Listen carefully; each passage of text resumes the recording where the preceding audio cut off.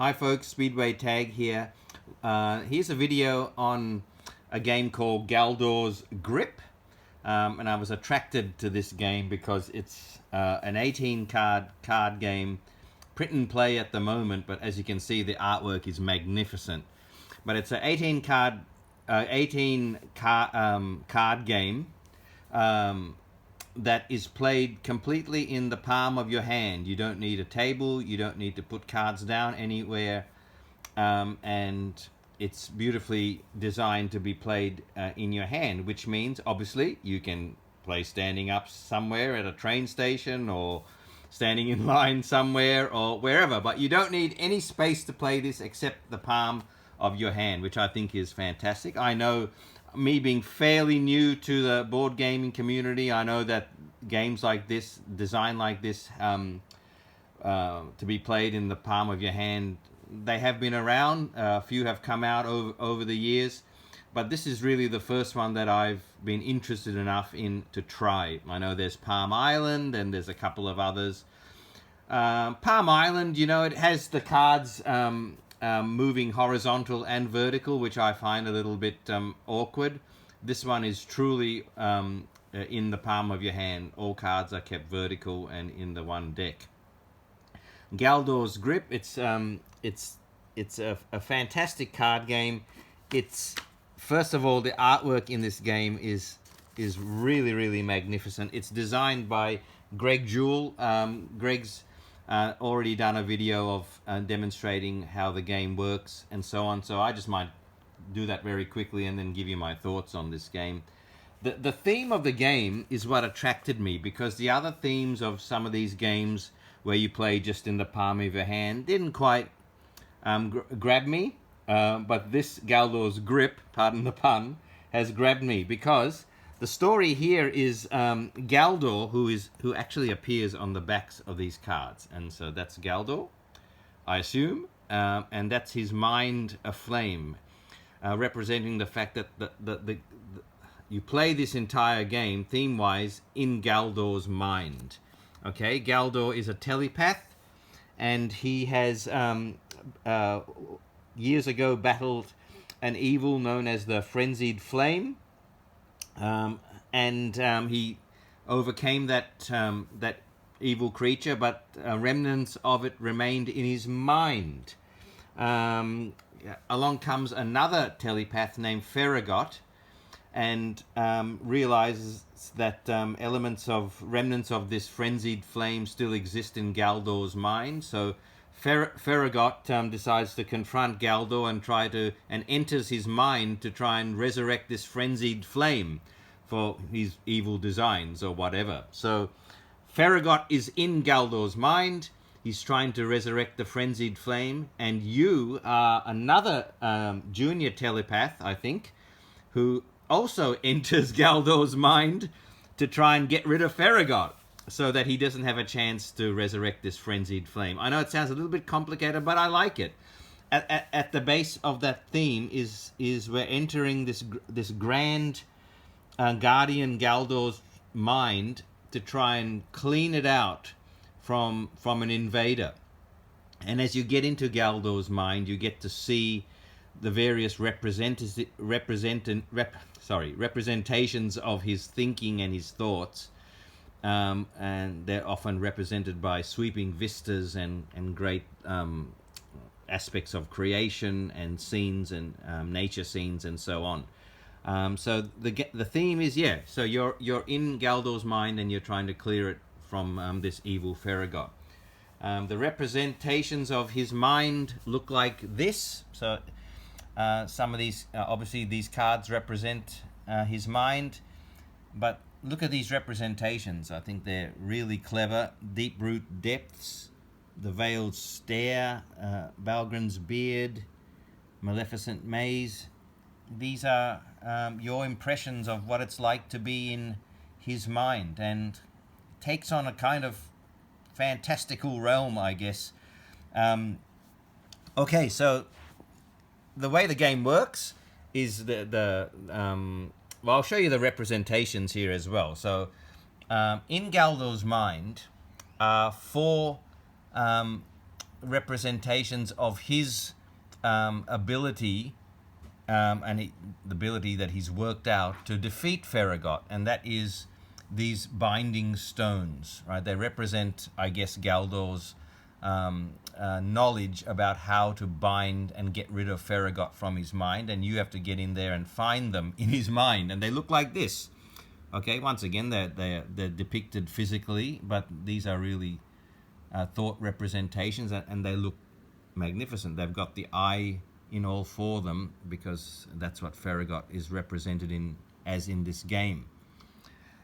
You've got to get those 4 binding stones upright in your deck, in your hand, and when you do, you get this card, Galdor's Grip, face up in your hand, and you come by it twice, and then you will win the game.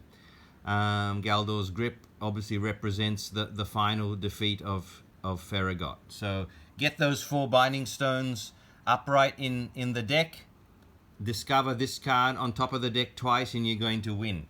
Farragut is in, as we said, is in Galdor's mind, and the figments of Farragut look like this, scattered throughout the deck. So I just think he's depicted just unbelievably great here as this eye.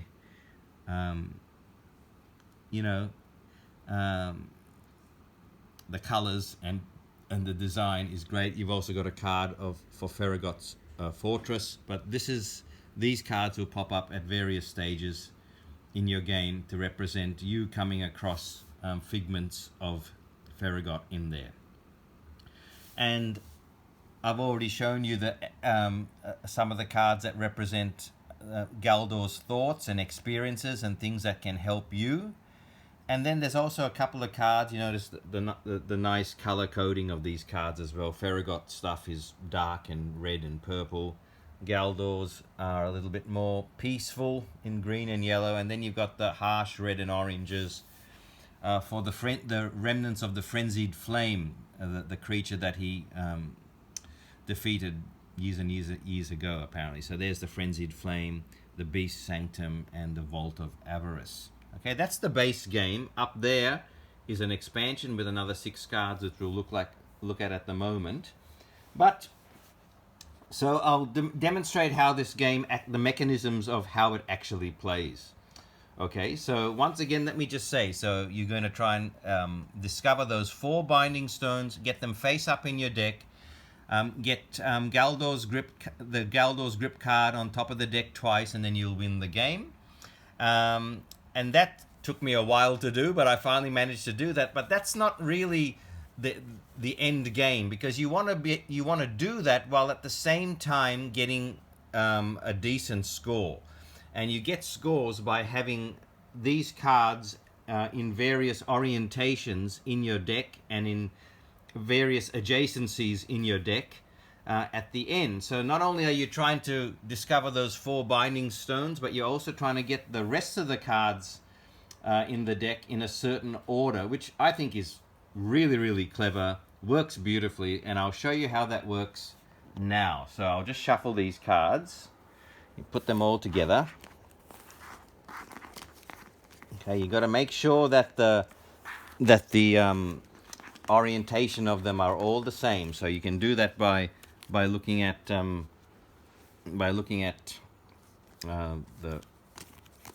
orientation of Galdor himself on the back of the cards. Okay, they're all going that way. Shuffle them up. Okay, I hope I haven't got all those figments of Farragut's all in one place. Right. All right, imagine yourself sitting on the train now and you've got no room to play a game, but you have with this one, okay? Because all you need is your hand. The way the game plays, remember I said you're looking for those 4 stones, then you're looking for Galdor's Grip card, and then you're also trying to meet the scoring objectives by aligning the cards and arranging them in a certain order. So the way a turn goes is you just flip over the card, the first card. And so that's what I'm going to do. And the first thing I get is I've discovered Farragut. All right, the first time I flipped over a card. So here he is. I'm wandering through Galdor's mind, and I've managed to find a figment of Farragut. Now, um, if if this card is on top of the deck, ends up on top of the on top of the deck 3 times during the game, I'm going to lose. Okay, and that goes for all figments of Farragut, all 5 of them. So, but the first time you encounter it, everything's fine. The idea is you've found him and he wanders off. The second time this card comes up to the top of the deck and is beneficial for you, because then it says here that if this card was already face up, rotate it. So here already you found out that the mechanism of this game is you flip over the top card, or if it's already flipped over, you deal with the mechanism here. It's got a trigger text here that says do this if this card is on top of the deck.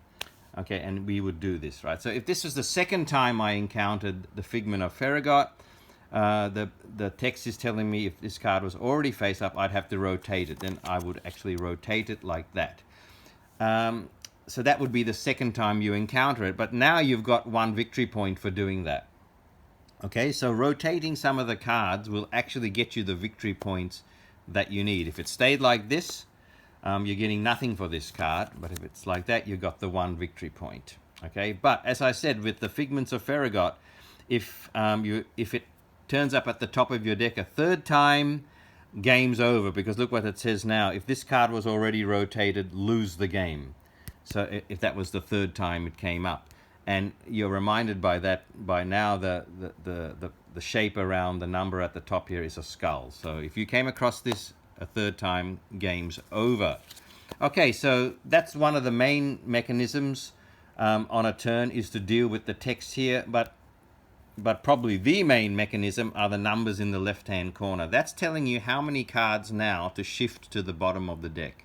And that's how cards keep getting swirled around and manipulated and moved around in this deck, by the numbers you choose here. Now, you're able to use this number and the number of the next card to choose how many cards to move to the bottom of the deck. The next card is face down, unfortunately, at this early point in the game. So I'm only going to be able to choose the 1, which means I move 1 card to the bottom of the deck. So there goes the figment of Farragut to the bottom of the deck, and that's the end of a turn. And then I would flip up the next card. Oh, I've got another figment of Farragut. Okay, so this time 2 cards to the back. So 1, 2, and you can put the top card in any order that you want amongst the others. But okay, why don't I flip it there and move it to the back? Okay, next one. This time I've discovered deep root depths in Galdor's mind. This is good because we get to see another mechanism here. I can move 3 cards to the bottom of the deck, or if I'm allowed to rotate this card, as this symbol says, and then I'm allowed to move 4 cards to the bottom of the deck. Why would you choose 3 instead of 4? It's because you are trying to arrange the cards in certain orders to get good scoring possibilities, and also to not end up hitting the figments of Farragut again, trying to get the binding stones in the right orientation, and so on. So it's good that you've got these rotation options, so I can go 4 or 3. And also, if the card behind me had a number, I would also be able to use that. Okay, but it was 3 when I started. Now look, here's another trigger, moving to the bottom of the deck. Okay, so that's telling me that when these cards move to the bottom of the deck, I get to do this. All right, and this one tells me you may rotate any other eligible cards. So any of the other cards that I move to the bottom of the deck now, with a rotate symbol, I would be able to rotate them because of this ability. Normally I couldn't do that. So there's none at the moment, but again, I'd be able to do that. And the reason I would do that is, again, trying to get cards in certain orientations to get me scoring possibilities at the end. But I'll go with the 3. 1, 2, 3. I can put this one anywhere I want. Maybe I'll put it here and move them to the back. Then flip the next one. Okay, now I've got Balgren's Beard. All right, Balgren's Beard's telling me to move 3 cards to the back. And the ability is, if the sum of all cards moving to the bottom of the deck is 13 or higher, I can rotate this card. So I might set something up here, right? So let's say Sorry, I shouldn't be doing this, but I'm just going to do this so I can show you an ability of Balgren's beard. Let's see if I can get another big number here. 5, 3, and 4. I need a 6, don't I? Is there a 6 somewhere here? Oh, I'll get the 5. Okay, so this is just, I've messed up my deck just to show you what's happening here. Let's say I've flipped up Balgren's beard, and the ability says if the sum of all cards moving to the bottom of the deck is 13 or higher, rotate this card. And look at that. That's 13. 5 and 5 and 3 is 13. They're going to be the 3 cards moving. So I meet this requirement. And it says if you do, you get to rotate the card. Rotating the card in this instance is a super positive thing to do, beneficial thing to do, because rotating gets me 3 victory points now for this card. And it's now got a wild symbol at the top there, which means I can use any number between 1 and 6, which is really important is when you're trying to get these cards in order. Because if this stayed 3 and I realized after moving 3 cards I end up losing the game, that's terrible. But if I've got a while, I can say, well, I'll make it a 4. I can move past that losing card. So that's how that goes. Okay, so I would move 3 cards to the back of the deck and flip over again. This time I've come across Frenzied Flame, and this has got a wild symbol there, but it is telling me to do this first. On top of the deck, you must rotate this card and then move it to a random spot in the deck. So I'm to rotate it, which is good because now I've got 3 victory points, and then I've got to throw it in there somewhere randomly.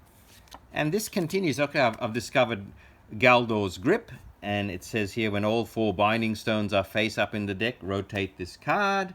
But I haven't found the 4 binding stones yet, so I can use this as any number.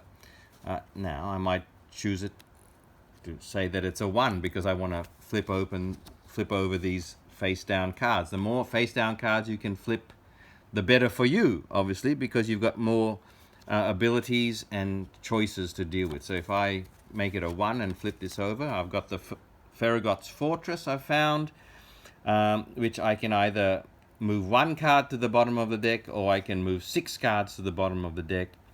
The ability here says on top of the deck, so I'm going to read that and see if I can do this. You may look at a face down card in the deck. If there are none, lose the game.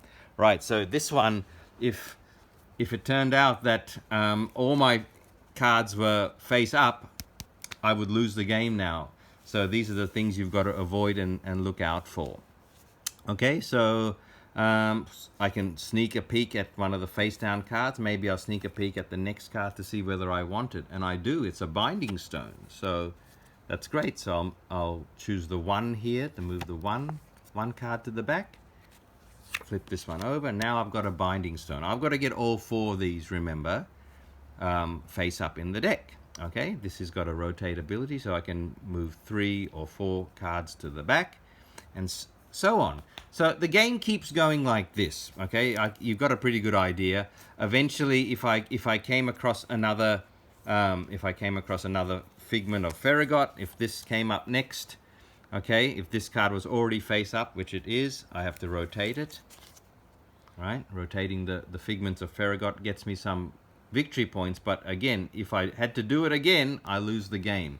So now you start getting into that great little balancing act of trying to get through your deck, trying to get the cards you want face up and in the right orientation, while at all times trying to avoid these guys coming up on top of the deck, and which can be very difficult sometimes because there's 5 of these guys in the deck.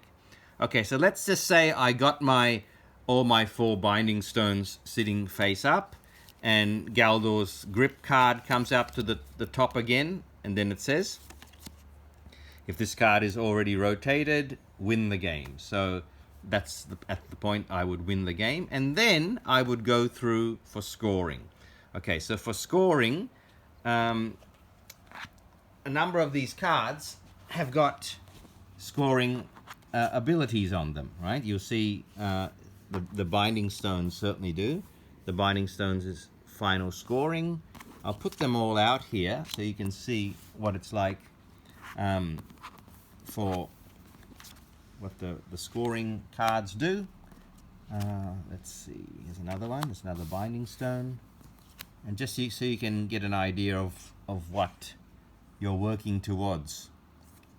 Cool. So as I said, some of these cards just have the victory points there if you manage to rotate them. But others are just straight up final scoring. And I'll see if I can find them now. Okay, there's another one. The Beast Sanctum has got a final scoring ability.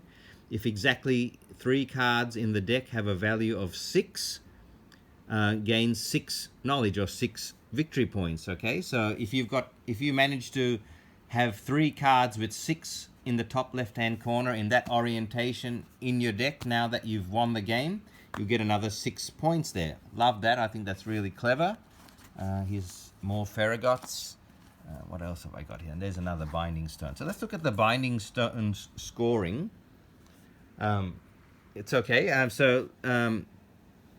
This one, you'll get 1 victory point for each outer building stone that has the same orientation as this card. So this scoring objective is if you manage to get, if these 3 outer binding stones are all in the same orientation as this inner binding stone, you get a point for each. This one says gain 1 point for each adjacent card that has the same value as this card. So if you can get a card with a 3, any card, even the Figment of Ferragot's got a 3. If you can get a 3 on either side of it in your deck, you're going to get points. This one, for each adjacent card that has the same value, same idea here, but you need 4s. And this one also, I think, for each adjacent card that has the same value, as long as they're 2s on either side in your deck, you'll get 2 points. Okay, and there's a couple more here, final scorings.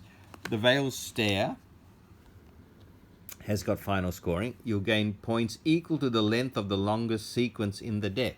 This is talking about having a straight in your deck once you've finished. If you've got 2, 3, or 4, or 1, 2, 3, or 5, 6, the number of cards in the straight, that's how many victory points you get. So as you're trying to avoid these Figments of Ferragot in your deck, as you're trying to get the binding stones out, as you're trying to find Galdor's grip, while you're trying to do all of that, you might also be going for these, or you should be going for these scoring objectives as well. You're trying to get 3 6s, cards with 3 6s up in the deck.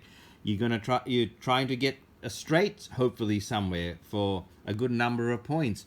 You're trying to get cards adjacent to certain cards, like the binding stones want you to do, and so on. So there's not too many scoring objectives. Those are pretty much all of them, but there are enough there to make you realize that it's not just about finding the stones and winning the game. You really want to find the stones, get Galdor's grip, the card out twice to the top of the deck, and then really the challenge is to get these scoring objectives done, which I find super fun and super hard. I haven't been able to do it very well yet. And also, as I said before, scoring with number of these cards have actually got victory points on them as well if you manage to rotate the cards. And as you saw, many of the abilities on the cards allow you to rotate cards. I think the theme in this game is brilliant because, you know, you might be thinking, how on earth can you really get a theme to come across playing an 18-card game in the palm of your hand? And I admit, I was skeptical at first, but this theme, I think, does really well to capture that.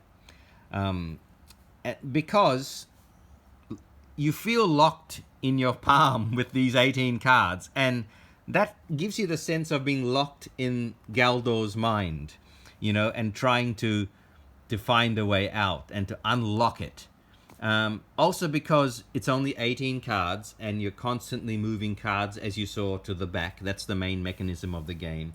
Constantly moving cards to the back of your deck. and cards are constantly, the same ones are coming back out and you're reusing them. It does give you the sense of wandering through this great telepath's mind, you know, and sort of discovering the same areas over and over again, but in slightly different ways. You do feel like you're on the run from the figments of Farragut, because they will pop up. Obviously, there's 5 of them, and they will start to pop up far more regularly than you like. And I like that feeling of dodging them when you can by getting your combos working nicely. I love the way you score in this game. There's not too many scoring objectives, as we've seen here. And there's some straight up easy victory points if you can rotate the cards. And so it's very challenging. It's very, very nicely designed. I believe the designer is entering this into a Board Game Geek design contest for this year. This is 18 cards. I mean, someone like Buttonshy just has to pick up a game like this and put it out, especially considering how varied and sort of unique the games that Buttonshy are putting out at the moment with their 18 card designs. This is unique and very well done. Just quickly have a look at the expansion here. This is Galdor's Wingguard, and the ability here is you may rotate this card and then move it to any spot in the deck. There's 3 victory points if it's face up like that. The Drifting Isles, if it's on top of the deck, you may move this card behind the next 2 to 5 cards of the deck. It's got the rotate ability, the Commoner's Hall as well. You gain, this is final scoring, so it's another scoring objective to add into the game. You gain knowledge equal to the most common value in the deck. And then there's Welkin Waygate. Again, if this is on top of the deck, you may swap this card with any other card in the deck of the same value. Again, it's all about manipulation and getting cards in the right orders. Shifting Sands is another final scoring objective, and Pillars of Creation is, again, while it's moving to the bottom of the deck, you've got some other great ways to manipulate the game. So that's a 6-card expansion that you can also print and play from the designer's website or Board Game Geek, I'd imagine. If you want to play with these 6, all you have to do is mix them in with the 6